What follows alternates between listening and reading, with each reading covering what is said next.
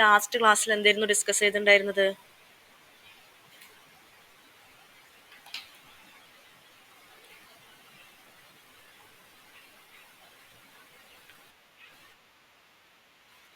SMBSന്റെ full form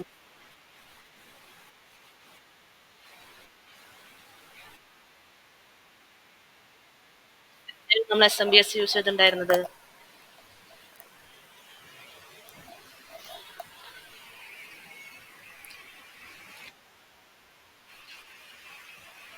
അതുപോലെ നമ്മളെ mother ബോർഡിലെ എല്ലാ കമ്പോണൻസിനും പവർ സപ്ലൈ കൊടുക്കാൻ വേണ്ടിയിട്ടായിരുന്നു SMBS യൂസ് ചെയ്തിട്ടുണ്ടായിരുന്നത്. എയ്സിനെ DC ആക്കിയാണ് അവിടെ ചെയ്യുന്നത്. അതിന്റെ വർക്കിംഗ് നമ്മൾ ഡിസ്കസ് ചെയ്തിട്ടുണ്ടായിരുന്നു. പിന്നെ SMBSന്റെ കൂടെ വരുന്ന കുറച്ച് കണക്ടേഴ്സ് ഉണ്ട്, അത് ഓരോന്നും എന്താന്ന് പറഞ്ഞിട്ടുണ്ടായിരുന്നു. പിന്നെ നമ്മൾ NIC card, network interface card, എന്തിനായിരുന്നു യൂസ് ചെയ്തിട്ടുണ്ടായിരുന്നത്? NIC എന്തിനായിരുന്നു യൂസ് ചെയ്തിട്ടുണ്ടായിരുന്നത്?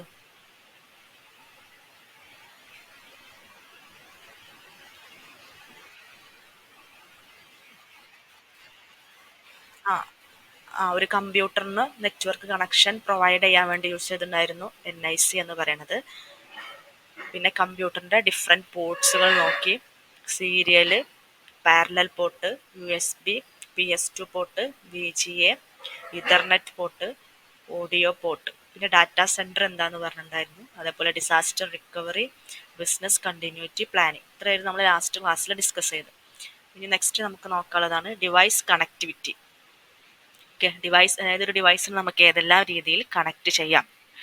ഇന്റർനെറ്റുമായി നമുക്ക് ഡിവൈസുകൾ അല്ലെങ്കിൽ ഒരു നെറ്റ്വർക്ക് ക്രിയേറ്റ് ചെയ്യാൻ വേണ്ടിയിട്ട് നമുക്ക് ഏതെല്ലാം രീതിയിൽ കണക്ട് ചെയ്യാം, അതാണ് ഡിവൈസ് കണക്ടിവിറ്റിയിൽ വരുന്നത്. അതിൽ ഫസ്റ്റ് ആണ് ഈതർനെറ്റ്. ഈതർനെറ്റ് എവിടെയും കേട്ടിട്ടുണ്ടോ? ഈതർനെറ്റ് നമ്മൾ NIC കാർഡിനെ കുറിച്ച് പറഞ്ഞപ്പോൾ ഈതർനെറ്റിനെ കുറിച്ച് ജസ്റ്റ് പറഞ്ഞിട്ടുണ്ടായിരുന്നു അല്ലേ? ഈതർനെറ്റ് കേബിൾ എന്ന് പറഞ്ഞിട്ടുണ്ടായിരുന്നു. NIC കാർഡിലേക്ക് നമ്മൾ കണക്ട് ചെയ്യാൻ വേണ്ടി യൂസ് ചെയ്യുന്നതായിരുന്നു ഈതർനെറ്റ് കേബിൾ എന്ന് പറയുന്നത്. അപ്പൊ ഈതർനെറ്റ് എന്ന് പറഞ്ഞാല്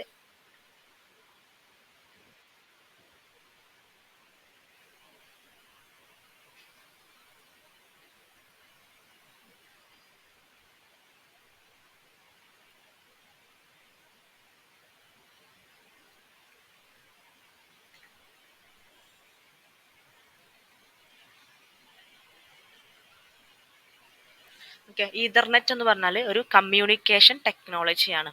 Ethernet is a communication technology. അതായത് നമുക്കിപ്പോൾ നമ്മൾ കഴിഞ്ഞ ക്ലാസ്സിൽ പറഞ്ഞിട്ടുണ്ടായിരുന്നു, ഒരു കമ്പ്യൂട്ടറിൻ്റെ അകത്ത് നമുക്ക് ഇന്റർനെറ്റ് യൂസ് ചെയ്യണമെന്നുണ്ടെങ്കിൽ അതിനകത്ത് എന്ത് വേണം? ഒരു NIC വേണം, നെറ്റ്വർക്ക് ഇന്റർഫേസ് കാർഡ് വേണം. ആ നെറ്റ്വർക്ക് ഇന്റർഫേസ് കാർഡ് നമ്മളൊരു കേബിളിലൂടെ കണക്ട് ചെയ്തിട്ടാണ് നമുക്ക് ഇന്റർനെറ്റ് കണക്ഷൻ പ്രൊവൈഡ് ചെയ്യുന്നത് കമ്പ്യൂട്ടറുകളിൽ. അപ്പോൾ ഈ നമുക്ക് ഈ ഒരു നെറ്റ്വർക്ക് ഇന്റർഫേസ് കാർഡൊക്കെ കറക്റ്റ് വർക്ക് ചെയ്യണമെന്നുണ്ടെങ്കിൽ അതിന് കുറച്ച് ടെക്നോളജീസ്, കുറച്ച് പ്രോട്ടോകോൾസും കാര്യങ്ങളൊക്കെ വേണം. അതാണ് ഈതർനെറ്റ് എന്ന് പറഞ്ഞാൽ. ഈതർനെറ്റ് എന്ന് പറഞ്ഞാൽ നെറ്റ്വർക്കിലെ കമ്പ്യൂട്ടേഴ്സ് പരസ്പരം കമ്മ്യൂണിക്കേറ്റ് ചെയ്യാൻ വേണ്ടി യൂസ് ചെയ്യുന്ന ഒരു ടെക്നോളജിയാണ് ഈതർനെറ്റ് എന്ന് പറയുന്നത്. Ethernet is an communication technology. അത് ഡെവലപ്പ് ചെയ്തിട്ടുള്ളത് 1970 സെറോക്സ് എന്ന കമ്പനിയാണ് ഇത് ഡെവലപ്പ് ചെയ്തിട്ടുള്ളത്. നമ്മൾ മെയിനായിട്ട് യൂസ് ചെയ്യുന്നത് ഒരു നെറ്റ്വർക്കിലെ കമ്പ്യൂട്ടറുകളെ പരസ്പരം ലിങ്ക് ചെയ്യാൻ വേണ്ടി യൂസ് ചെയ്യുന്ന ഒരു കമ്മ്യൂണിക്കേഷൻ ടെക്നോളജിയാണ് ഈതർനെറ്റ് എന്ന് പറയുന്നത്. ഇതൊരു സോഫ്റ്റ്വെയർ ടെക്നോളജിയാണ്. അതിപ്പോൾ ഒരു പിക്ചറിൽ കാണാൻ പറ്റും. ഇപ്പോൾ നമുക്ക് ഇവിടെ 2 കമ്പ്യൂട്ടേഴ്സ് ഉണ്ട്. ഈ 2 കമ്പ്യൂട്ടേഴ്സ് നമ്മൾ ഈതർനെറ്റ് കേബിൾ വഴിയാണ് പരസ്പരം കണക്ട് ചെയ്തിട്ടുള്ളത്. അപ്പം ഇങ്ങനെ കണക്ട് ചെയ്ത നമുക്ക് ഇതിൻ്റെ ഉപകാരം എന്താ? ഇതിലുള്ള ഫയൽസ് നമുക്ക് എന്ത് ചെയ്യാം? ഈ ഒരു കമ്പ്യൂട്ടറിലേക്ക് എളുപ്പത്തിൽ ഷെയർ ചെയ്യാൻ വേണ്ടി സാധിക്കും. അതേപോലെ ഇവിടെ നിന്നുള്ള ഫയൽസ് നമുക്ക് ഇങ്ങോട്ടും ഷെയർ ചെയ്യാൻ വേണ്ടി സാധിക്കും. അപ്പം ഇങ്ങനെ ഒരു ഈതർനെറ്റ് കേബിൾ വഴിയാണ് നമ്മൾ പരസ്പരം ഇതിനെ കണക്ട് ചെയ്യാം. അപ്പം ഇതിൽ ഈ ഒരു ഫയൽ ഷെയറിങ്ങിനും എല്ലാം വേണ്ടി യൂസ് ചെയ്യുന്ന കുറച്ച് കമ്മ്യൂണിക്കേഷൻ ടെക്നോളജിയാണ് ഈതർനെറ്റ് എന്ന് പറയുന്നത്. അപ്പോൾ കമ്പ്യൂട്ടറുകളെ പരസ്പരം കണക്ട് ചെയ്യാൻ വേണ്ടി യൂസ് ചെയ്യുന്ന, ഒരു നെറ്റ്വർക്കിൽ പരസ്പരം കണക്ട് ചെയ്യാൻ വേണ്ടി യൂസ് ചെയ്യുന്ന കമ്മ്യൂണിക്കേഷൻ ടെക്നോളജിയാണ് ഈതർനെറ്റ് എന്ന് പറയുന്നത്. ക്ലിയർ അല്ലേ?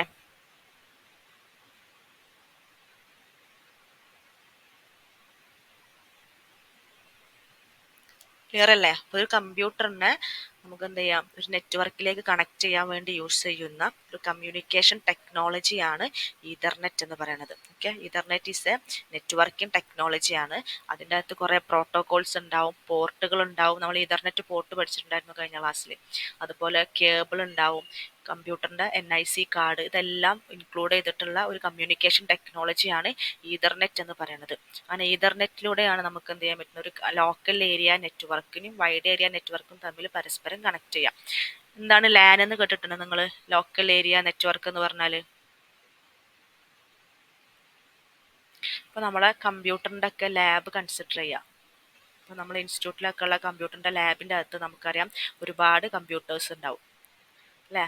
അപ്പോൾ ഈ കമ്പ്യൂട്ടേഴ്സ് എല്ലാം നെറ്റ്വർക്ക് എന്ന് പറഞ്ഞാൽ എന്താ, ഒരു ഗ്രൂപ്പ് ഓഫ് കമ്പ്യൂട്ടേഴ്സിനാണ് നമ്മൾ എന്ത് പറയാ, നെറ്റ്വർക്ക് എന്ന് പറയുന്നത്. അപ്പോൾ ഈ കമ്പ്യൂട്ടേഴ്സ് എല്ലാം നമ്മൾ പരസ്പരം കണക്ട് ചെയ്തിട്ടുണ്ടാവും. അപ്പോൾ എന്തിനിങ്ങനെ കണക്ട് ചെയ്യണത് കമ്പ്യൂട്ടേഴ്സ് പരസ്പരം? എന്തിനായിരിക്കും കണക്ട് ചെയ്തിട്ടുണ്ടാവുക? ഡാറ്റ ഷെയർ ചെയ്യാൻ വേണ്ടിയിട്ട്. അതായത് ഈ സിസ്റ്റത്തിലുള്ള ഡാറ്റ നമുക്ക് ഇങ്ങോട്ട് എടുക്കണം, അല്ലെങ്കിൽ ഇതിലുള്ള ഡാറ്റ ഇങ്ങോട്ട് വരണം, അല്ലെങ്കിൽ ഇതിലുള്ളത് ഇങ്ങോട്ട് വരണം. അപ്പം ഇങ്ങനെ പരസ്പരം ഡാറ്റ അല്ലെങ്കിൽ ഫയൽ ഷെയർ ചെയ്യാൻ വേണ്ടിയിട്ടാണ് നമ്മളിവ പരസ്പരം കണക്ട് ചെയ്തിട്ടുണ്ടാവുക. ഓക്കെ, അപ്പം ഇങ്ങനെ ഈ കണക്ട് ചെയ്യാൻ വേണ്ടി നമ്മൾ യൂസ് ചെയ്യുന്ന ഒരു ടെക്നോളജിയാണ് ഈതർനെറ്റ് ടെക്നോളജി എന്ന് പറയുന്നത്. അപ്പോൾ ഒരു ബിൽഡിംഗ് അല്ലെങ്കിൽ വിത്തിൻ യുവർ റൂമിൻ്റെ ഉള്ളിൽ കമ്പ്യൂട്ടേഴ്സ് പരസ്പരം കമ്മ്യൂണിക്കേറ്റ് ചെയ്യാൻ വേണ്ടി കണക്ട് ചെയ്യുന്നതിന് പറയുന്ന പേരാണ് ലാൻ എന്ന് പറഞ്ഞാൽ, ലോക്കൽ ഏരിയ നെറ്റ്വർക്ക്. നമുക്ക് ഇനി അടുത്ത മൊഡ്യൂളിൽ ഡീറ്റെയിൽ ആയിട്ട് നോക്കുക എന്താണെന്ന് ഓരോന്നും. ജസ്റ്റ് ഞാൻ പറഞ്ഞെന്നുള്ളൂ. ഇങ്ങനെയുള്ള ലാനിലെ പരസ്പരം, ലാൻ എന്ന് പറഞ്ഞാൽ ലോക്കൽ ഏരിയ നെറ്റ്വർക്ക്, ഒരു ബിൽഡിങ്ങിലെ അല്ലെങ്കിൽ വിത്തിൻ റൂമിൻ്റെ ഉള്ളിലെ കമ്പ്യൂട്ടേഴ്സ് തമ്മിൽ പരസ്പരം കണക്ട് ചെയ്യാം എന്ന്, ഫയൽ ഷെയർ ചെയ്യാനും വേണ്ടിയിട്ട്. അപ്പോൾ ഈ ഒരു ഷെയർ ചെയ്യാൻ വേണ്ടി നമ്മൾ യൂസ് ചെയ്യുന്ന ടെക്നോളജിയാണ് ഈതർനെറ്റ് എന്ന് പറയുന്നത്. ഓക്കെ, അപ്പോൾ ഇതിൻ്റെ അകത്ത് നമ്മൾ സ്വിച്ച്, റൂട്ടർ ഇതെല്ലാം വെച്ചിട്ടാണ് പരസ്പരം കമ്പ്യൂട്ടേഴ്സ് തമ്മിൽ കണക്ട് ചെയ്യാം. ഓക്കെ, അപ്പോൾ ഇതിൻ്റെ അകത്തൊരു ഈതർനെറ്റ് കേബിൾ ഉണ്ടാവും. ഈതർനെറ്റ് കേബിൾ അല്ലെങ്കിൽ നെറ്റ്വർക്ക് കേബിൾ, ഈ കേബിൾ വെച്ചിട്ടാണ് പരസ്പരം കമ്പ്യൂട്ടേഴ്സുകൾ അങ്ങോട്ടും ഇങ്ങോട്ടും കണക്ട് ചെയ്യുന്നത്. ഇത് ക്ലിയർ ആണോ?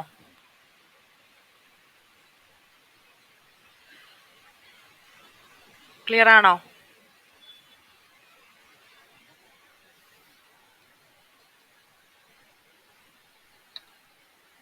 കേൾക്കുന്നില്ലേ?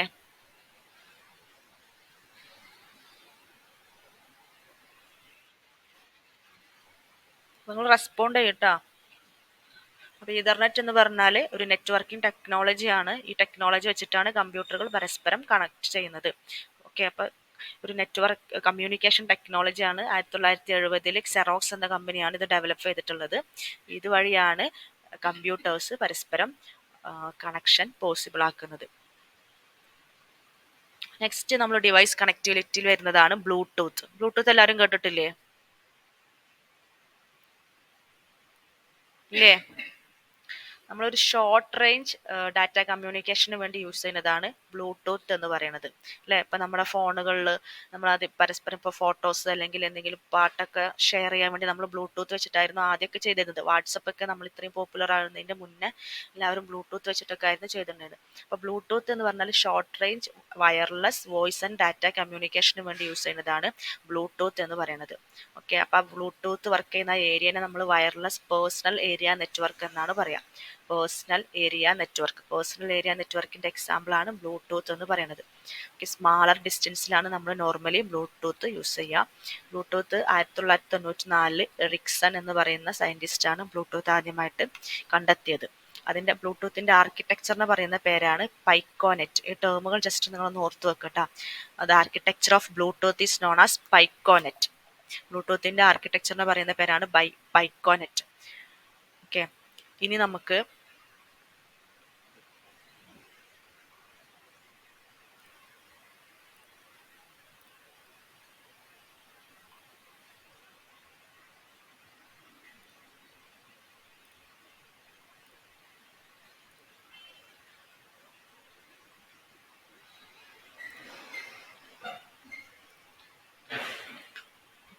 ഒരു ബ്ലൂടൂത്ത് കണക്ഷൻ വെച്ചിട്ട് നമുക്ക് മാക്സിമം 7 ഡിവൈസുകളെ വരെ കണക്ട് ചെയ്യാൻ വേണ്ടി സാധിക്കും. ഓക്കെ, ഒരു ബ്ലൂടൂത്ത് വെച്ചിട്ട് നമുക്ക് മാക്സിമം 7 ഡിവൈസുകളെ വരെയാണ് കണക്ട് ചെയ്യാൻ വേണ്ടി സാധിക്കുക. സാധാരണ MCQ ഒക്കെ ആയിട്ട് ചോദിക്കാറുണ്ട്, പൈക്കോനെറ്റ്, അതേപോലെ എറിക്സൺ, പിന്നെ മാക്സിമം എത്ര ഡിവൈസുകൾ വരെ നമുക്ക് ബ്ലൂടൂത്ത് വെച്ച് കണക്ട് ചെയ്യാൻ വേണ്ടി സാധിക്കും. 7 ഡിവൈസ് വരെ നമുക്ക് കണക്ട് ചെയ്യാൻ വേണ്ടി സാധിക്കും. ഓക്കെ, അപ്പോൾ ഇതിൻ്റെ അഡ്വാൻറ്റേജ് നോക്കാം.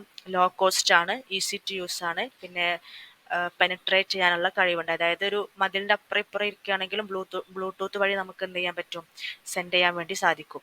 പിന്നെ നമുക്ക് പെട്ടെന്ന് തന്നെ കണക്ഷൻ പോസിബിൾ ആക്കാൻ വേണ്ടി സാധിക്കും. വയേഴ്സ് ഒന്നും ഇല്ലാതെ തന്നെ നമുക്ക് എന്ത് ചെയ്യാം, ഡിവൈസുകളെ പരസ്പരം കണക്ട് ചെയ്യാൻ വേണ്ടി സാധിക്കും. പിന്നെ വോയിസ്, അതേപോലെ ഡാറ്റ ട്രാൻസ്ഫറിനൊക്കെ നമ്മൾ ബ്ലൂടൂത്ത് യൂസ് ചെയ്യാറുണ്ട്. ഡിസഡ്വാൻറ്റേജ് എന്ന് പറഞ്ഞാൽ ഇത് സെക്യൂരിറ്റി വളരെ കുറവാണ്. അതുകൊണ്ട് തന്നെ പെട്ടെന്ന് ഹാക്ക് ചെയ്യാനുള്ള പോസിബിലിറ്റി വളരെ കൂടുതലാണ്. പിന്നെ ഡാറ്റ ട്രാൻസ്ഫർ എന്ന് പറയുന്നത് വളരെ സ്ലോ ഡാറ്റ ട്രാൻസ്ഫർ റേറ്റ് ആണ്.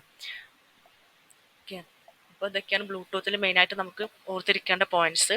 എന്താണ് ബ്ലൂടൂത്ത് എന്ന് പറഞ്ഞാൽ, ഷോർട്ട് ഡിസ്റ്റൻസിന് വേണ്ടി നമ്മൾ യൂസ് ചെയ്യുന്ന, ഷോർട്ട് ഡിസ്റ്റൻസ് കമ്മ്യൂണിക്കേഷന് വേണ്ടി യൂസ് ചെയ്യുന്നതാണ് ബ്ലൂടൂത്ത് എന്ന് പറയുന്നത്. ബ്ലൂടൂത്ത് യൂസ് ചെയ്യുന്ന ആ നെറ്റ്വർക്കിന് പറയുന്ന പേരാണ് പാൻ, പേഴ്സണൽ ഏരിയ നെറ്റ്വർക്ക് എന്നാണ് നമ്മൾ പറയാം. ഓക്കെ, അപ്പോൾ ബ്ലൂടൂത്ത് ഇൻവെന്റ് ചെയ്തത് എറിക്സൺ എന്ന് പറയുന്ന സയന്റിസ്റ്റ് ആണ്. ബ്ലൂടൂത്തിന്റെ ആർക്കിടെക്ചർ പറയുന്ന പേരാണ് പൈക്കോനെറ്റ്. ബ്ലൂടൂത്ത് വെച്ചിട്ട് നമുക്ക് മാക്സിമം 7 ഡിവൈസുകളെ വരെ കണക്ട് ചെയ്യാൻ വേണ്ടി സാധിക്കും. ക്ലിയർ ആണോ?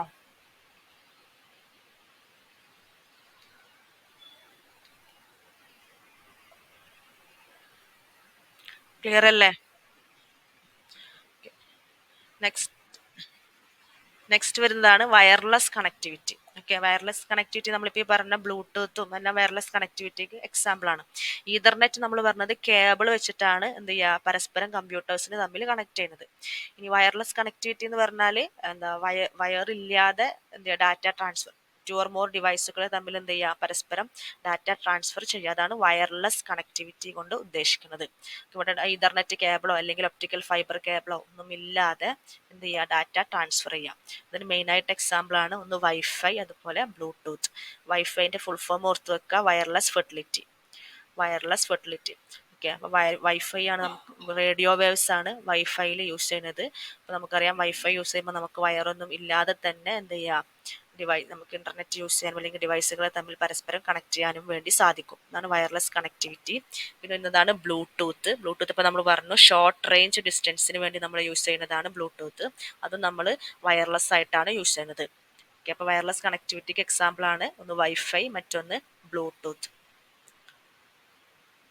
ഓക്കെ, ക്ലിയർ അല്ലേ?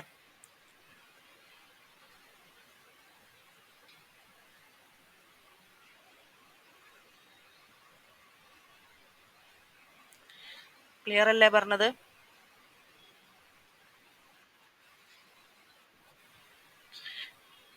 ഇനി നെക്സ്റ്റ് നമുക്ക് പഠിക്കാനുള്ള ഒരു ഇമ്പോർട്ടൻറ്റ് ടോപ്പിക്കാണ് മോഡം. ഓക്കെ, അപ്പോൾ മോഡം എന്ന് പറഞ്ഞാൽ, മോഡത്തിൻ്റെ ഫുൾ ഫോം ആണ് മോഡുലേറ്റർ ആൻഡ് ഡീമോഡുലേറ്റർ.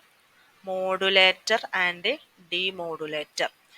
അപ്പോൾ MO എന്നുള്ളത് മോഡുലേറ്റർ, ഇത് ഡീമോഡുലേറ്റർ. ഓക്കെ, അപ്പോൾ ഈ മോഡം എന്ന് പറയുന്നത് നമ്മൾ നെറ്റ്വർക്കിൽ യൂസ് ചെയ്യുന്ന ഒരു ഡിവൈസാണ് മോഡം എന്ന് പറയുന്നതും. അത് നെറ്റ്വർക്കിംഗ് ഡിവൈസാണ്, used to connect devices connected in the network to the internet. ഒരു നെറ്റ്വർക്കിൽ കണക്ട് ചെയ്തിട്ടുള്ള ഡിവൈസുകളെ ഇൻ്റർനെറ്റിലേക്ക് കണക്ട് ചെയ്യാൻ വേണ്ടി യൂസ് ചെയ്യുന്ന ഒരു ഡിവൈസാണ് മോഡം എന്ന് പറയുന്നത്. അപ്പോൾ നെറ്റ്വർക്ക് എന്ന് പറഞ്ഞാൽ ഞാൻ നേരത്തെ പറഞ്ഞിട്ടുണ്ടായിരുന്നു, ഒരു ഗ്രൂപ്പ് ഓഫ് കമ്പ്യൂട്ടേഴ്സിനെ, 2 or more കമ്പ്യൂട്ടേഴ്സിനെയാണ് നമ്മൾ ഒരു നെറ്റ്വർക്ക് എന്ന് പറയാം. ഒരു എക്സാമ്പിൾ ആയിട്ടാണെങ്കിൽ നമ്മളെ ലാബിൻ്റെ അകത്ത് നമുക്ക് ഒരുപാട് സിസ്റ്റംസ് ഉണ്ടാവും. ഈ സിസ്റ്റംസ് എല്ലാം നമ്മളിപ്പോൾ ഈതർനെറ്റ് കേബിൾ വഴി കണക്ട് ചെയ്തിട്ടുണ്ടാവും, അപ്പോൾ ഡാറ്റ ട്രാൻസ്ഫറിങ്ങിനും വേണ്ടിയിട്ട്. ഇതാണൊരു നെറ്റ്വർക്ക്. അപ്പോൾ ഇതൊരു ലോക്കൽ ഏരിയ നെറ്റ്വർക്കാണ്. ലോക്കൽ ഏരിയ നെറ്റ്വർക്ക് എന്ന് പറഞ്ഞാൽ ഒരു ബിൽഡിംഗ് അല്ലെങ്കിൽ ഒരു റൂമിൻ്റെ അകത്ത് മാത്രം വ്യാപിച്ച് കിടക്കുന്ന നെറ്റ്വർക്കാണ് ലോക്കൽ ഏരിയ നെറ്റ്വർക്ക് എന്ന് പറയുന്നത്. ഓക്കെ, ഇതാണ് ഇപ്പോൾ ഒരു നെറ്റ്വർക്ക് എന്ന് പറഞ്ഞാൽ. അപ്പോൾ നെറ്റ്വർക്ക് എന്ന് പറഞ്ഞാൽ ഗ്രൂപ്പ് ഓഫ് കമ്പ്യൂട്ടേഴ്സ്. അങ്ങനെയുള്ള ഈ ഒരു നെറ്റ്വർക്ക്, ഈ നെറ്റ്വർക്ക് ഉണ്ടാക്കി കഴിഞ്ഞാൽ നമുക്ക് എന്ത് ചെയ്യാം, ഈ ഡിവൈസുകളെ തമ്മിൽ പരസ്പരം അങ്ങോട്ടും ഇങ്ങോട്ടും എന്ത് ചെയ്യാം, ഫയൽസ് ഒക്കെ ഷെയർ ചെയ്യാൻ വേണ്ടി സാധിക്കും. ഓക്കെ, അപ്പോൾ നമുക്കൊരു പ്രിൻ്റർ നമ്മൾ ഇതിൻ്റെ കൂടെ ഈ നെറ്റ്വർക്കിലേക്ക് ഇൻക്ലൂഡ് ചെയ്ത് കഴിഞ്ഞാൽ ഇപ്പോൾ നമുക്ക് ഓരോ സിസ്റ്റത്തിൻ്റെയും കൂടി നമുക്ക് സെപ്പറേറ്റ് പ്രിൻ്ററിൻ്റെ ആവശ്യമില്ല. ഓക്കെ, അപ്പോൾ നെറ്റ്വർക്കിൻ്റെ മെയിൻ ബെനിഫിറ്റ് എന്ന് പറഞ്ഞാൽ റിസോഴ്സിന് നമുക്ക് ഷെയർ ചെയ്യാൻ വേണ്ടി സാധിക്കും. അപ്പോൾ നമുക്ക് ഈ ഒരു നെറ്റ്വർക്കിൻ്റെ അകത്ത് ഒരൊറ്റ പ്രിൻ്റർ മതി. ഏതൊരു കമ്പ്യൂട്ടറിന് വേണമെങ്കിലും നമുക്ക് എന്ത് ചെയ്യാം, ഈ പ്രിൻ്ററിനെ നെറ്റ്വർക്കിലേക്ക് ആഡ് ചെയ്തുകൊണ്ട് നമുക്ക് പ്രിൻ്റ് എടുക്കാൻ വേണ്ടി സാധിക്കും. അപ്പോൾ ഇതിൽ നിന്നാണെങ്കിൽ പ്രിന്റ് എടുക്കാം, ഈ കമ്പ്യൂട്ടറിൽ നിന്നാണെങ്കിൽ നമുക്ക് പ്രിന്റ് എടുക്കാം, ഈ കമ്പ്യൂട്ടറിൽ നിന്നാണെങ്കിലും പ്രിന്റ് എടുക്കാം. സെപ്പറേറ്റ് പ്രിന്ററിന്റെ ആവശ്യമില്ല. ഒരൊറ്റ പ്രിന്റർ വെച്ചിട്ട് തന്നെ നമുക്ക് ഈ എല്ലാ സിസ്റ്റംസും യൂസ് ചെയ്യാൻ പറ്റും. അറ്റ് എ ടൈം ഒരു സിസ്റ്റം മാത്രമേ യൂസ് ചെയ്യാൻ പറ്റുള്ളൂ എന്നുള്ളൂ. അതേപോലെ സ്കാനർ ആണെങ്കിലും നമുക്കൊരു നെറ്റ്വർക്കിലേക്ക് കണക്ട് ചെയ്ത് കഴിഞ്ഞാൽ നമുക്ക് ഓരോ സിസ്റ്റത്തിനും വേണ്ടി സെപ്പറേറ്റ് സ്കാനറിൻ്റെയോ പ്രിന്ററിൻ്റെയോ ആവശ്യമില്ല. ഈ സ്കാനിങ്ങും എല്ലാത്തിനും നമുക്ക് എന്ത് ചെയ്താൽ മതി, ഒരൊറ്റ പ്രിന്റർ അല്ലെങ്കിൽ ഒരൊറ്റ സ്കാനർ യൂസ് ചെയ്താൽ മതി. അപ്പോൾ ഇതാണ് നെറ്റ്വർക്ക് എന്ന് പറഞ്ഞാൽ group of computers connected for communication. കമ്മ്യൂണിക്കേഷന് വേണ്ടിയിട്ട് ഗ്രൂപ്പ് ഓഫ് കമ്പ്യൂട്ടേഴ്സിന് കണക്ട് ചെയ്തതാണ് നെറ്റ്വർക്ക്. ഇങ്ങനെയുള്ള ഒരു നെറ്റ്വർക്കും അതുപോലെ എന്ത് ചെയ്യുക, ഇന്റർനെറ്റിലേക്ക് കണക്ട് ചെയ്യുക. ഇന്റർനെറ്റിലേക്ക് കണക്ട് ചെയ്യാൻ വേണ്ടി യൂസ് ചെയ്യുന്ന ഒരു ഡിവൈസാണ് മോഡം എന്ന് പറയുന്നത്. ഓക്കെ, അപ്പോൾ ഈ നെറ്റ്വർക്കിനെ ഇന്റർനെറ്റിലേക്ക് കണക്ട് ചെയ്യാൻ വേണ്ടി യൂസ് ചെയ്യുന്ന ഒരു ഡിവൈസാണ് മോഡം. ഓക്കെ, അപ്പോൾ ഒരു മോഡത്തിൻ്റെ മെയിൻ ഫങ്ഷൻ എന്ന് പറഞ്ഞാൽ അനലോഗ് സിഗ്നൽസിന്, ടെലിഫോൺ ലൈനിൽ നിന്നും വരുന്ന അനലോഗ് സിഗ്നൽസിന് കമ്പ്യൂട്ടറിന് ആവശ്യമായ ഡിജിറ്റൽ ഫോമിലേക്ക് കൺവേർട്ട് ചെയ്യുക. അതുപോലെ ഡിജിറ്റൽ ഫോമിനെ തിരിച്ച് അനലോഗ് സിഗ്നൽസിലേക്കും കൺവേർട്ട് ചെയ്യുക. അതാണ് മോഡുലേഷൻ ആൻഡ് ഡീമോഡുലേഷൻ എന്നതുകൊണ്ട് ഉദ്ദേശിക്കുന്നത്. അപ്പോൾ ഡിജിറ്റൽ ടു അനലോഗ് സിഗ്നൽ തിരിച്ച് അനലോഗ് ടു ഡിജിറ്റൽ സിഗ്നൽ ആക്കി കൺവേർട്ട് ചെയ്യുക. അതാണ് മോഡത്തിൻ്റെ മെയിൻ ഫങ്ഷൻ എന്ന് പറയുന്നത്. അതായത് നമുക്കറിയാം കമ്പ്യൂട്ടറുകളിൽ ഡാറ്റ എല്ലാം സ്റ്റോർ ചെയ്യുന്നത് എങ്ങനെയാണ്,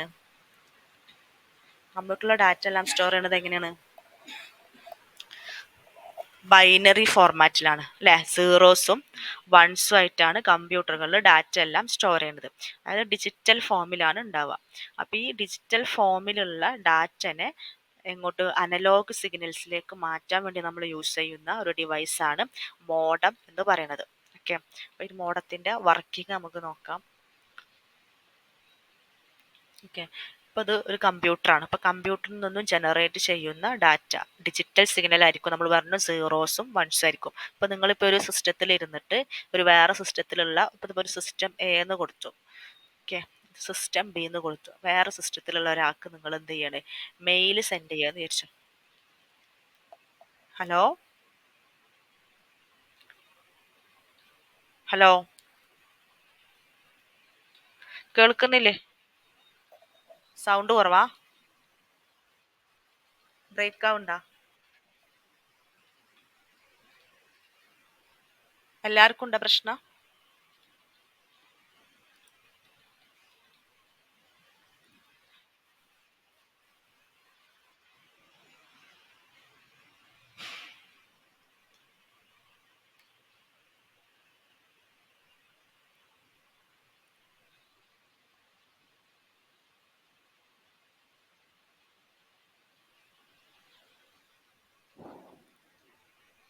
ഇല്ലെങ്കിൽ ഒന്നും പറയട്ടാ. ഓക്കെ, അപ്പോൾ നമുക്ക് മോഡത്തിൻ്റെ വർക്കിംഗ് ആണ് പറയണത്. അപ്പോൾ ഇതിൻ്റെ അകത്ത് ഒരു സിസ്റ്റം ഉണ്ട്. ആ സിസ്റ്റം എ എന്ന് വിചാരിച്ചോ. അടുത്ത സിസ്റ്റത്തിൻ്റെ പേരാണ് ബി.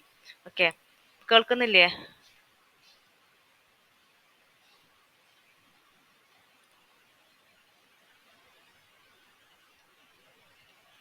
ഹലോ കേൾക്കുന്നില്ലേ?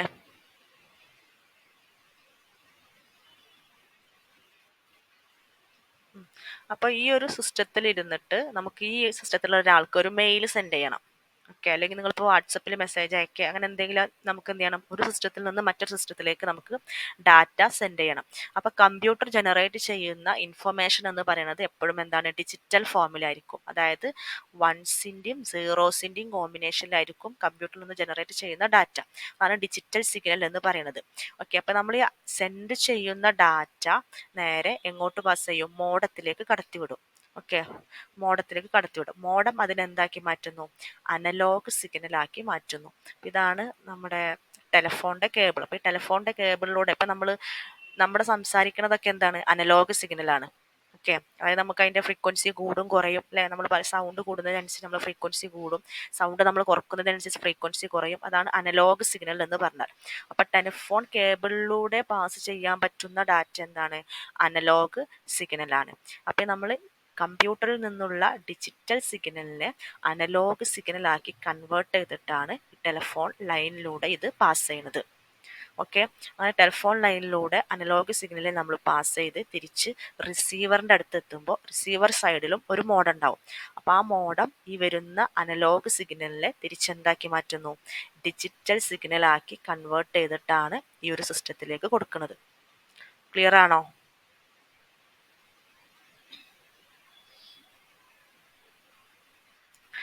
ഇതാണ് മോഡത്തിന്റെ വർക്കിംഗ് എന്ന് പറയുന്നത്.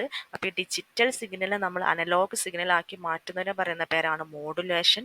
തിരിച്ച് അനലോഗ് സിഗ്നലിനെ നമ്മൾ തിരിച്ച് ഡിജിറ്റൽ സിഗ്നലിലേക്ക് അയക്കുന്ന ആ പ്രോസസ്സിനെ പറയുന്ന പേരാണ് ഡീമോഡുലേഷൻ എന്ന് പറയുന്നത്. ഓക്കെ. അപ്പം കമ്പ്യൂട്ടറിന്റെ ഭാഷ എന്ന് പറയുന്നത് ബൈനറി ലാംഗ്വേജ് ആണ്, അല്ലെങ്കിൽ ഡിജിറ്റൽ സിഗ്നൽസ് ആണ് കമ്പ്യൂട്ടർ ജനറേറ്റ് ചെയ്യുന്നത്, സീറോസും വൺസും. ഈ സീറോസും വൺസും നേരെ മോഡത്തിലേക്ക് കണക്ട്, അതായത് ഓരോ കമ്പ്യൂട്ടറും നമ്മൾ ഈ നെറ്റ്വർക്ക് എല്ലാം മോഡത്തിലേക്ക് കണക്ട് ചെയ്തിട്ടുണ്ടാവും. ഓക്കെ.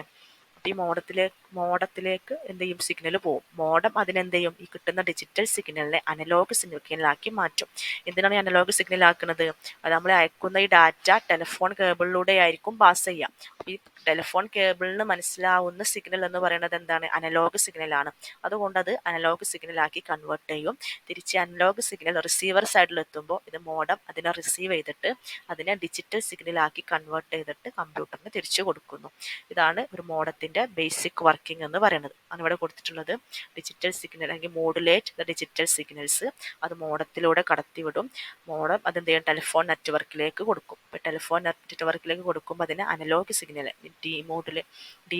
ഡീമോഡുലേറ്റ് ചെയ്യും, അനലോഗ് സിഗ്നലാക്കും.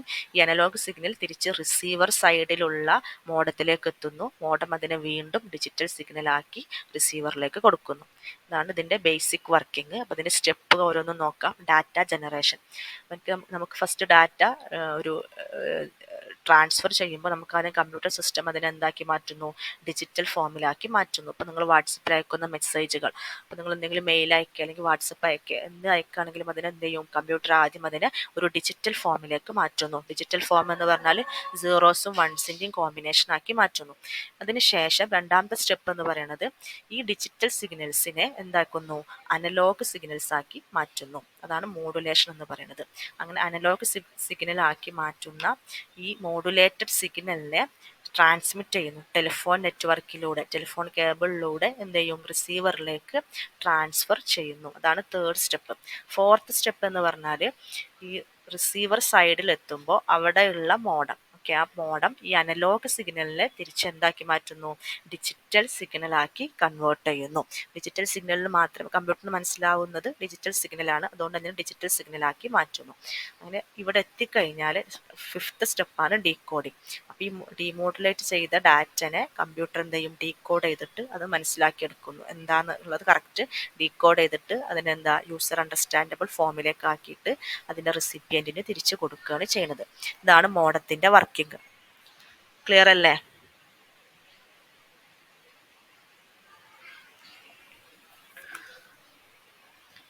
അപ്പം എന്താണ് മോഡെന്ന് പറഞ്ഞാൽ?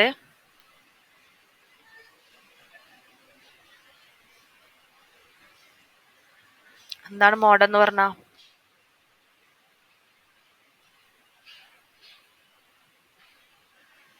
എന്തിനു വേണ്ടിയിട്ടാണ് മോഡം യൂസ് ചെയ്യണത്?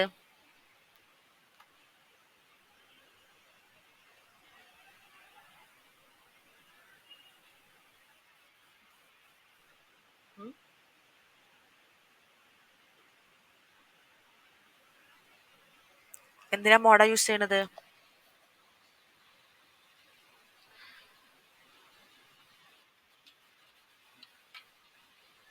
ഡിജിറ്റൽ സിഗ്നലിനെ അനലോഗ് സിഗ്നലാക്കി തിരിച്ച് അനലോഗ് സിഗ്നലിനെ ഡിജിറ്റൽ സിഗ്നലാക്കി കൺവേർട്ട് ചെയ്യാൻ വേണ്ടി യൂസ് ചെയ്യുന്ന ഒരു നെറ്റ്വർക്കിംഗ് ഡിവൈസാണ് മോഡം എന്ന് പറയുന്നത്.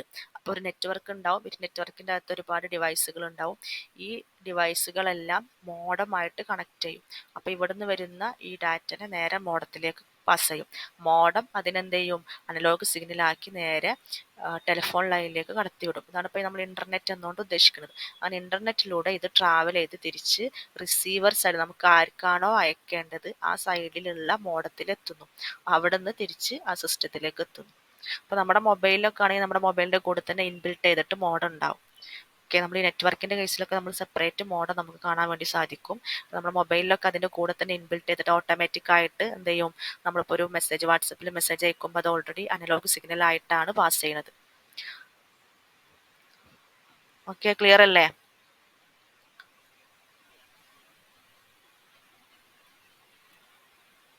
അല്ലേ?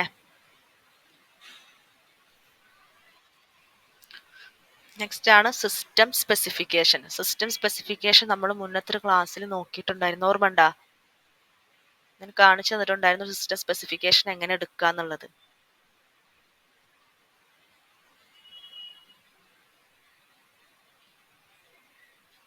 ഇപ്പോൾ സിസ്റ്റം സ്പെസിഫിക്കേഷൻ എന്ന് പറഞ്ഞാൽ ഒരു കമ്പ്യൂട്ടറിൻ്റെ മോഡല്, അതിൻ്റെ കപ്പാസിറ്റി, അതിൻ്റെ ഹാർഡ് ഡിസ്ക് എത്രയുണ്ട്, പ്രൈമറി മെമ്മറി എത്രയുണ്ട്, അതെല്ലാം കൂടെ ഇൻക്ലൂഡ് ചെയ്ത് പറയുന്നതിനാണ് നമ്മൾ എന്ത് പറയുക, സിസ്റ്റം സ്പെസിഫിക്കേഷൻ എന്ന് പറയുന്നത്. ഓക്കെ, ഇപ്പോൾ ഒരു സിസ്റ്റത്തിൻ്റെ ഒരു സ്പെസിഫിക്കേഷൻ എന്ന് പറഞ്ഞാൽ അതിൻ്റെ പ്രൊസസ്സർ ഏതാണ്, പിന്നെ അതിൻ്റെ ക്ലോക്ക് സ്പീഡ് എത്രയാണ്, മെമ്മറി കപ്പാസിറ്റി എത്രയാണ്, സ്റ്റോറേജ് എത്രയാണ്, അതിൽ യൂസ് ചെയ്യുന്ന ഗ്രാഫിക്സ് കാർഡ് ഏതാണ്, ഇതെല്ലാം ഇൻക്ലൂഡ് ചെയ്തിട്ട് പറയുന്നതാണ് ഒരു സിസ്റ്റം സ്പെസിഫിക്കേഷൻ എന്നുകൊണ്ട് ഉദ്ദേശിക്കുന്നത്. ഓക്കെ, അപ്പോൾ അതിൻ്റെ ഒരു ഇപ്പോൾ മെയിനായിട്ട് നമ്മളൊരു ലാപ്ടോപ്പോ അല്ലെങ്കിൽ ഒരു ഡെസ്ക് ടോപ്പോ ആണെങ്കിൽ നമ്മൾ കോമൺ ആയിട്ട് കുറച്ച് സ്പെസിഫിക്കേഷൻസ് വേണം. അത് ഏതൊക്കെയാണെന്നുള്ളത് നോക്കാം. ഫസ്റ്റ് നമുക്കറിയാം, സിസ്റ്റം യൂണിറ്റിൽ ഒരു മെയിൻ കമ്പോണൻ്റ് ആണ് പ്രൊസസ്സർ അല്ലെങ്കിൽ CPU എന്ന് പറയുന്നത്. ഓക്കെ, അതിൻ്റെ CPU മോഡലൊക്കെ നമ്മൾ, പ്രൊസസ്സറിൻ്റെ മോഡൽ നമ്മൾ മുന്നത്തെ ക്ലാസ്സിൽ പഠിച്ചിട്ടുണ്ടായിരുന്നു. ഇൻ്റൽ അല്ലേ, ഓർമ്മയില്ലേ? മോട്ടറോള എന്നൊക്കെ പറഞ്ഞിട്ട് നമ്മൾ ഒരുപാട് അതിൻ്റെ കമ്പനീസ് പഠിച്ചിട്ടുണ്ടായിരുന്നു. അപ്പോൾ ഇത് Intel core i5.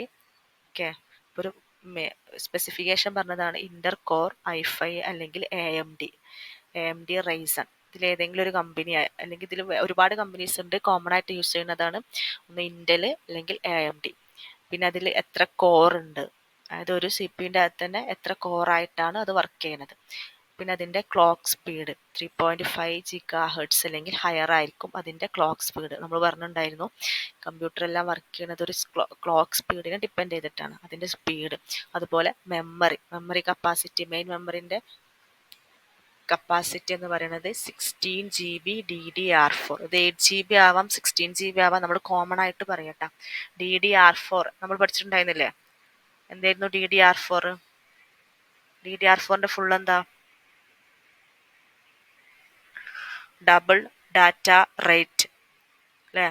Double data rate Ram ആയിരുന്നു DDR4 എന്ന് പറയുന്നത്. അതിൻ്റെ സ്പീഡ് എത്രയാണെന്നുള്ളത്, അതുപോലെ സ്റ്റോറേജ് ആകുമ്പോൾ നമ്മൾ പ്രൈമറി ഡ്രൈവ്, അതായത് നമ്മുടെ ഓപ്പറേറ്റിംഗ് സിസ്റ്റം ഒക്കെ സ്റ്റോർ ചെയ്യാൻ വേണ്ടിയിട്ട് യൂസ് ചെയ്യുന്നത് SSD അല്ലെങ്കിൽ സെക്കൻഡറി ഡ്രൈവ്. നമ്മൾ ഹാർഡ് ഡിസ്കിനകത്ത് തന്നെ 1 TB ഹാർഡ് ഡിസ്ക് ആവാം, അല്ലെങ്കിൽ നമുക്കറിയാം SSD ആവാം യൂസ് ചെയ്യാം. ഓക്കെ, അതുപോലെ ഗ്രാഫിക്സ് കാർഡ് ഇൻ്റലിൻ്റെ ഗ്രാഫിക്സ് കാർഡ് ഉണ്ട്, അതേപോലെ NVIDIAൻ്റെ ഗ്രാഫിക്സ് കാർഡ് ഉണ്ട്. അതുപോലെ മോണിറ്റർ എത്ര സൈസാന്നുള്ളത്, അതിൻ്റെ റെസൊല്യൂഷന്, മദർ ബോർഡ്, പിന്നെ അതുപോലെ പവർ സപ്ലൈ, അതിൽ എത്ര വാട്ടേജാണ് വരുന്നത്, പെരിഫറൽസ്, അതുപോലെ നെറ്റ്വർക്കിംഗ്, പിന്നെ ഓപ്പറേറ്റിംഗ് സിസ്റ്റം ഏതാണ്, വിൻഡോസ് 11 ആണോ അല്ലെങ്കിൽ ഉബുണ്ടു ആണോ, ഇതൊക്കെയാണ് ഒരു സിസ്റ്റം സ്പെസിഫിക്കേഷനിൽ വരിക. ക്ലിയർ അല്ലേ?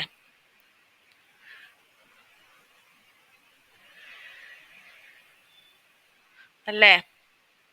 അപ്പോൾ നമ്മുടെ കമ്പ്യൂട്ടറിൻ്റെ സിസ്റ്റം സ്പെസിഫിക്കേഷൻ നോക്കണം എന്നുണ്ടെങ്കിൽ PC പോവാ, ഇതിൻ്റെ പ്രോപ്പർട്ടീസ് എടുക്കുക. ഓക്കെ, അപ്പോൾ ഇതിൽ കാണാൻ പറ്റും, നമ്മൾ ഫസ്റ്റ് ക്ലാസ്സിൽ നോക്കിയിട്ടുണ്ടായിരുന്നു ആ ഡിവൈസിൻ്റെ പേര്, പ്രൊസസ്സറിൻ്റെ പേരെന്താണ്, റാം എത്ര കപ്പാസിറ്റിയാണ്. അപ്പോൾ ഇതിൽ 8 GB റാം ആണുള്ളത്. സിസ്റ്റത്തിൻ്റെ ടൈപ്പ് 64-bit ഓപ്പറേറ്റിംഗ് സിസ്റ്റം ആണ്. ഇതിൻ്റെ വിൻഡോസ് സ്പെസിഫിക്കേഷൻ വിൻഡോസ് 11 ആണ് യൂസ് ചെയ്യുന്നത്. അതിൻ്റെ വേർഷൻ ഏതാണ്, ഇൻസ്റ്റാൾഡ് ഡേറ്റ് എന്താണ്, പിന്നെ മാനുഫാക്ചർ ഏതാണ് കമ്പനി, HP ആണ്. ഇതാണ് ഒരു സിസ്റ്റം സ്പെസിഫിക്കേഷനിൽ വരിക. ഓക്കെ, ഇതിന് മുകളിലും കാണാൻ പറ്റും സ്റ്റോറേജ് കപ്പാസിറ്റി എത്രയാണെന്നുള്ളത്. ഗ്രാഫിക്സ് കാർഡ്, ഇത് AMD ഗ്രാഫിക്സ് കാർഡാണ് ഇതിൽ യൂസ് ചെയ്യുന്നത്. റാമിൻ്റെ കപ്പാസിറ്റി, അതിൻ്റെ സ്പീഡ്, പ്രൊസസ്സർ ഏതാന്നുള്ളത് AMD റൈസൺ ആണ്. ഓക്കെ, ക്ലിയർ അല്ലേ? ഇതാണ് ഒരു സിസ്റ്റത്തിൻ്റെ സ്പെസിഫിക്കേഷൻ എന്ന് പറയുന്നത്. ഓക്കെ, നമുക്ക് ഇപ്പം നമ്മുടെ ഇന്ത്യയിൽ അവൈലബിൾ ആയിട്ടുള്ള ഡെസ്ക്ടോപ്പ് അല്ലെങ്കിൽ ലാപ്ടോപ്പിൻ്റെ കമ്പനിയുടെ പേരുകളാണ് ഇവിടെ കൊടുത്തിട്ടുള്ളത്. ഒന്ന് HP, Lenovo, Dell, Acer, Asus. ഈ പേരുകൾ ജസ്റ്റ് നിങ്ങളൊന്ന് ഓർത്ത് വെക്കട്ടോ. ഇപ്പോൾ HP ആണ് ഏറ്റവും കൂടുതലായിട്ട് ഇപ്പോൾ 30% ഓഫ് ആൾക്കാർ യൂസ് ചെയ്യുന്നത് HP ആണ്. പിന്നെ വരുന്നതാണ് ലിനോവ, ഡെല്ല്, ഏസർ, അസൂസ്. അപ്പോൾ അതിൻ്റെ പോപ്പുലാരിറ്റി അനുസരിച്ചിട്ട് ഇവിടെ ഓരോ പേരും കൊടുത്തിട്ടുള്ളത്. ഇനി നമുക്ക് ഒരു ഡെസ്ക്ടോപ്പ് അല്ലെങ്കിൽ ഒരു പേഴ്സണൽ കമ്പ്യൂട്ടർ വാങ്ങുമ്പോൾ ഏകദേശം ഏതൊക്കെ ബഡ്ജറ്റ് അതിൻ്റെ പ്രൈസിങ് ആണ് ഇവിടെ കൊടുത്തിട്ടുള്ളത്.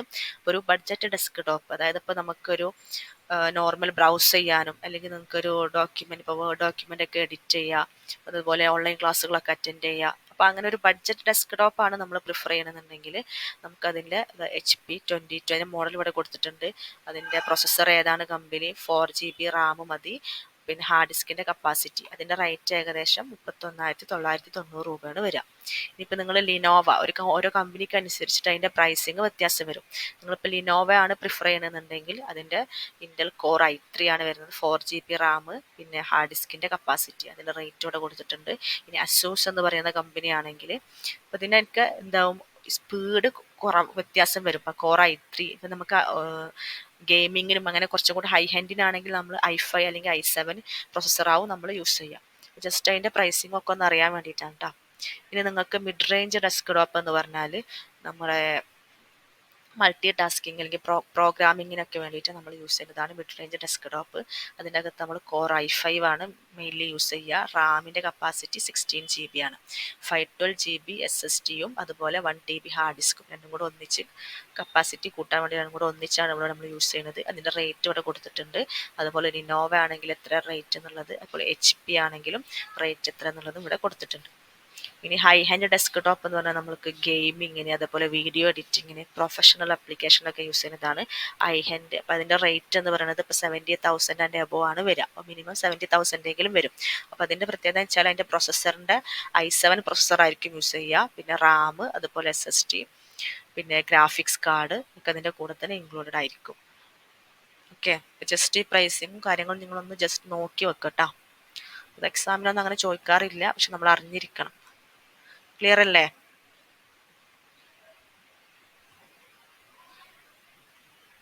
അല്ലേ?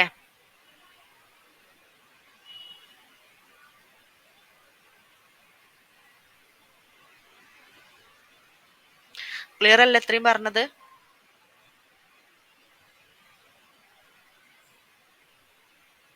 ഹലോ, അപ്പൊ ഈ ലാസ്റ്റ് പറഞ്ഞ കാര്യങ്ങൾ നിങ്ങൾ എന്ത് ചെയ്യുക, ഒന്ന് ജസ്റ്റ് വായിച്ചു നോക്കട്ടാ. നമുക്ക് വൈവൊക്കെ സാധാരണ സ്പെസിഫിക്കേഷൻ ചോദിക്കാറുണ്ട്, നമ്മുടെ കമ്പ്യൂട്ടറിന്റെ സ്പെസിഫിക്കേഷൻ എന്തൊക്കെയാന്നുള്ളത്. അപ്പോൾ നിങ്ങൾ അതിന്റെ പ്രോസസ്സറിന്റെ പേര്, അതുപോലെ റാമിന്റെ കപ്പാസിറ്റി, അതിന്റെ സ്പീഡ് എത്രയെന്നുള്ളത്, പിന്നെ ഹാർഡ് ഡിസ്ക് കപ്പാസിറ്റി, അപ്പോൾ അതൊന്ന് ജസ്റ്റ് നോക്കി വെക്കുക. അത്രയാണ് നമ്മുടെ ഈ മൊഡ്യൂളിൽ വരുന്നത് കേട്ടോ. ആ തേർഡ് മൊഡ്യൂളിൽ ഇത്രയും പോർഷൻസ് ആണ് നമുക്ക് കവർ ചെയ്യാനുള്ളത്. ഇപ്പോൾ തേർഡ് മൊഡ്യൂൾ കഴിഞ്ഞിട്ടുണ്ട്. അപ്പോൾ നമ്മൾ എന്തൊക്കെയായിരുന്നു ഈ മൊഡ്യൂളിൽ നോക്കിയിട്ടുണ്ടായിരുന്നത്?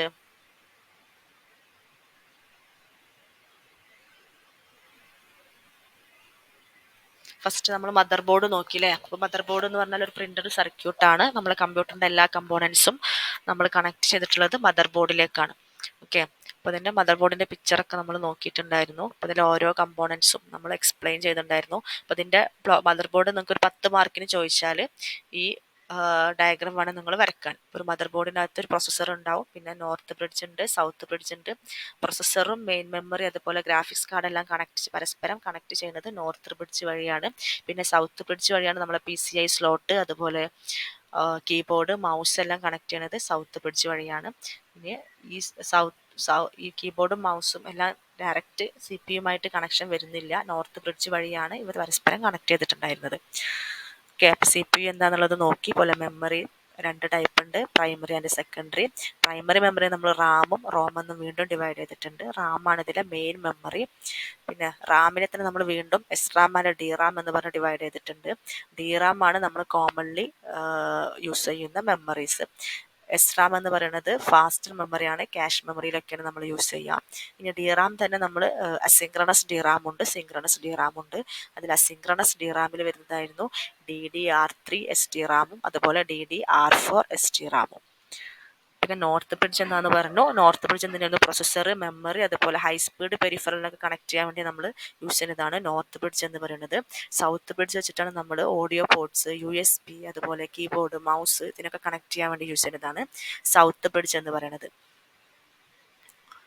പിന്നെ ബയോസ് എന്താണ്? പോർട്ട്, ഇതൊക്കെയാണ് മദർ ബോർഡിൻ്റെ components. USB, PCI, AGP, CMOS battery, SMPS.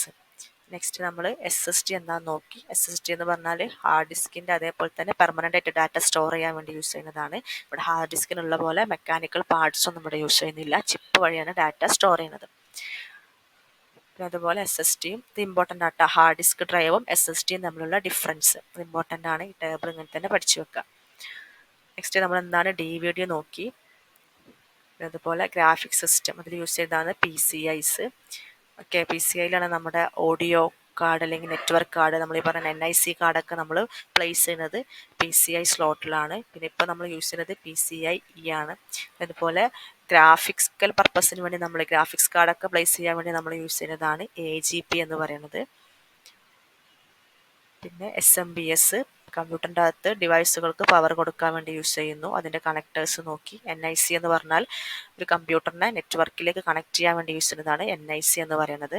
അതുപോലെ കമ്പ്യൂട്ടറിൻ്റെ ഡിഫറെൻറ്റ് പോർട്സുകൾ, serial port, parallel port, USB, PS2 port, VGA, ethernet port and audio port. പിന്നെ ഡാറ്റാ സെൻറ്റർ എന്താണെന്നുള്ളത് നോക്കി. ഡിസാസ്റ്റർ റിക്കവറി എന്താണ്, അതുപോലെ BCP എന്താണെന്നുള്ളത് നോക്കി. പിന്നെ നമ്മൾ ഡിസ്കസ് ചെയ്തത് ഡിവൈസിൻ്റെ കണക്ടിവിറ്റി, അതിനകത്ത് ഇഥർനെറ്റ്, ബ്ലൂടൂത്ത്, അതുപോലെ wireless connectivity, modem. Modem important ആണ്. അനലോഗ് സിഗ്നലിനെ ഡിജിറ്റൽ സിഗ്നലാക്കുക, തിരിച്ച് ഡിജിറ്റൽ സിഗ്നലിനെ അനലോഗ് സിഗ്നലാക്കുക. ഓക്കെ, പിന്നെ സിസ്റ്റത്തിൻ്റെ സ്പെസിഫിക്കേഷന്, പിന്നെ ഡെസ്ക് ടോപ്പ് PC-യുടെ പ്രൈസിങ്, ഇത്രയാണ് നമുക്കിതിൽ നോക്കാനുള്ളത്. ക്ലിയർ അല്ലേ? ഇത്രയും കാര്യങ്ങൾ ക്ലിയർ അല്ലേ?